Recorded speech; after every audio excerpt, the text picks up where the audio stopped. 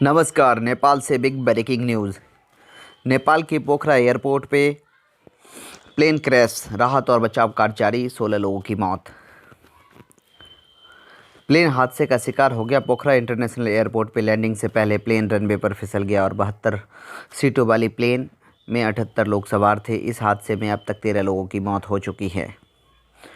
वहीं राहत और बचाव कार्य जारी है। फिलहाल एयरपोर्ट को बंद कर दिया गया है। मीडिया रिपोर्ट के मुताबिक यह प्लेन यति एयरलाइंस का है। इसमें कुल 68 यात्री और 4 क्रू मेंबर सवार थे।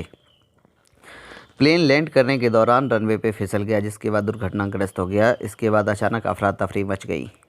दमकल की गर्मी मौके राहत और बचाव का कार्य जारी है।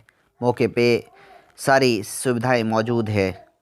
आइए सीधा चलते हैं नेपाल, वहां से लाइव देखेंगे। अरुण, अभी नेपाल में ताज़ा हालात क्या हैं, बताएं। यात्रियों को वो भी बहुत गंभीर हालत में अस्पताल पहुंचाया गया है। क्रैश साइट से अब तक 2 लोगों को निकाला गया है। ये इस वक्त की ब्रेकिंग न्यूज हमारी संवाददाता इंजना हमें मौके से दे रही हैं। ये तस्वीरें आपके सामने। यूके देवनाथ साहब हमारे साथ बने हुए हैं। देवनाथ साहब, क्या शॉर्ट सर्किट भी हो जाता है क्या कभी पैसेंजर प्लेन्स में या किसी एयरक्राफ्ट में हवा में ही, जिसकी वजह से आग लग सकती है? ऐसी संभावना? समीर, ये बहुत रिमोट पॉसिबिलिटी है, लेकिन मैं इससे इनकार नहीं करूंगा कि जब 1000 घंटे, 10,000 घंटे, लाखों घंटे एक हवाई जहाज फ्लाई करता है तो कभी कभी ऐसा हो सकता है कि इलेक्ट्रिकल शॉर्ट सर्किट से इलेक्ट्रिकल फायर हवाई जहाज में लग जाए। लेकिन ऐसा बहुत रेयर होता है। सालों में, दशकों में 1 या 2 बार ऐसा हो सकता है। लेकिन मैं आपको बता दूं कि हर जहाज को इस तरह से डिजाइन किया जाता है कि अगर शॉर्ट सर्किट की वजह से वहां आग लग भी जाए तो भी उसकी जो स्पार्किंग है वो फ्यूल के कांटेक्ट में ना आए। ये हर जहाज के इनहेरेंट डिजाइन का एक बेसिक फिलॉसफी है। यानी अगर स्पार्किंग हो जाए तो भी जहाज में आग ना लगे। हवाई जहाज का जो डिजाइनर है, जो इंजीनियर्स हैं, वो इसका बखूबी ख्याल रखते हैं। लेकिन एक रिमोट पॉसिबिलिटी होती है जो हम बोलते हैं 5 सिग्मा 6 सिग्मा, यानी 1 लाख बार में एक गलती, 10 लाख बार में एक गलती। कभी कभी ऐसी छोटी छोटी टेक्निकल लैप्सेस हो जाती हैं। बहुत ही रिमोटली होता है, लेकिन होने की संभावना से आप मना नहीं कर सकते। बिल्कुल बिल्कुल, इस तरह के एक्सीडेंट्स के होने की संभावना रहती है। हमारे साथ विपिन चौबे इस वक्त हमारे सहयोगी जुड़ रहे हैं। विपिन, इस वक्त भयावह तस्वीरें हमारे सामने हैं नेपाल से, और नेपाल का ये पूरा पहाड़ी इलाका बताया जा रहा है जहां से इस विमान ने उड़ान भरी। ये लैंडिंग करने वाला था, उससे चंद मिनट पहले यात्री विमान क्रैश हुआ है। 68 यात्री और 4 क्रू मेंबर्स, यानी 72 लोगों की जिंदगी पर इस वक्त सबसे बड़ा संकट आन खड़ा हुआ है। और क्या जानकारी है आपके पास? देखिए, जो मुझे जानकारी मिली है, क्योंकि मैं कई बार काठमांडू गया हूँ, काठमांडू में जब त्रासदी आई थी तो भी गया था।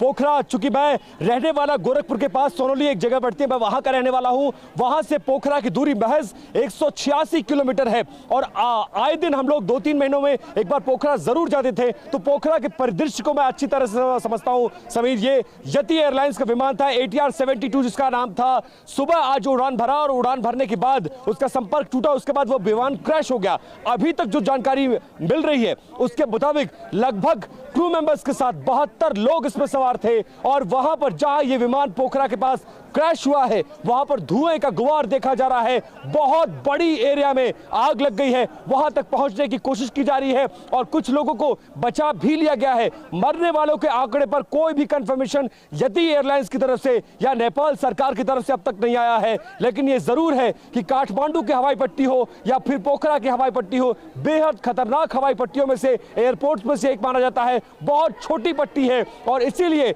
ये पहला मर्तबा नहीं है, पहली बार नहीं है जब नेपाल में कोई विमान हादसा हुआ हो। इससे पहले लगभग मुझे याद आ रहा है 3 विमान हादसों के बारे में मुझे याद है। बिल्कुल विपिन, इस वक्त आपको रोकना चाहेंगे। ये देखिए तस्वीरें, TV9 भारतवर्ष पर एक्सक्लूसिव तस्वीरें, हादसे की जगह की बहुत क्लियर तस्वीरें अब हमारे सामने आ रही हैं और दिल को दहला देने वाला ये पूरा का पूरा मंजर है। लैंडिंग से पहले किस तरह से हवा में ही इस विमान में आग लगती है और उसके बाद सेती गंडकी नदी में ये विमान क्रैश हो जाता है। इस वक्त हादसे वाली जगह की ये तस्वीरें हमारे सामने हैं जो बता रही हैं कि किस तरह से क्रैश के बाद ये विमान किसी आग के गोले में तब्दील हो गया।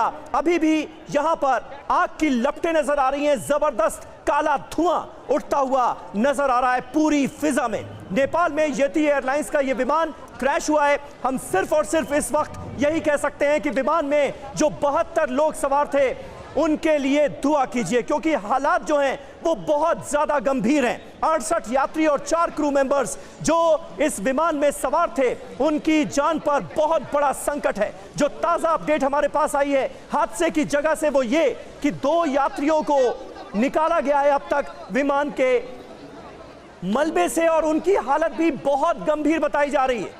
वेरी सीरियस कंडीशन है उनकी और उन्हें अस्पताल में भर्ती कराया गया है, और लोगों के बारे में अभी तक कोई जानकारी फिलहाल है नहीं। यूके देवनाथ साहब हमारे साथ एविएशन एक्सपर्ट्स मौजूद हैं और हर जानकारी हमें दे रहे हैं। देवनाथ साहब, जो स्थितियां परिस्थितियां हैं उन्हें देखकर क्या लगता है? पहली बड़ी इंफॉर्मेशन जो आई वो ये कि इस विमान में हवा में ही आग लग गई थी, यानी पायलट को पता चला होगा, उसको सामने सेती गंडकी नदी नजर भी आई होगी, जानबूझकर नदी में क्रैश कराने की कोशिश की होगी क्या पायलट ने? समीर, इसमें कोई शक नहीं है कि पायलट के पास फायर वार्निंग लाइट्स होती हैं। अगर जहाज के इंजन के आसपास के एक एरिया में आग लगती है तो पायलट को वो फायर वार्निंग लाइट की मदद से ये इत्तला मिल जाती है कि जहाज के इंजन में आग लग गई है। दूसरी बात, कोई भी ट्रेंड पायलट, और नेपाल में जो पायलट हैं वो हाईली ट्रेंड हैं, और ATR 72 के जो क्रू हैं वो तो दुनिया के बेहतरीन पायलट्स में से एक हैं जो कि नेपाल में उड़ते हैं। तुरंत उनका इमीडिएट रिएक्शन रहेगा कि अगर हो सके तो उस वक्त इंजन की पावर को सस्टेन करते हुए, क्योंकि रनवे पास में ही था, वहां तक पहुंच जाए।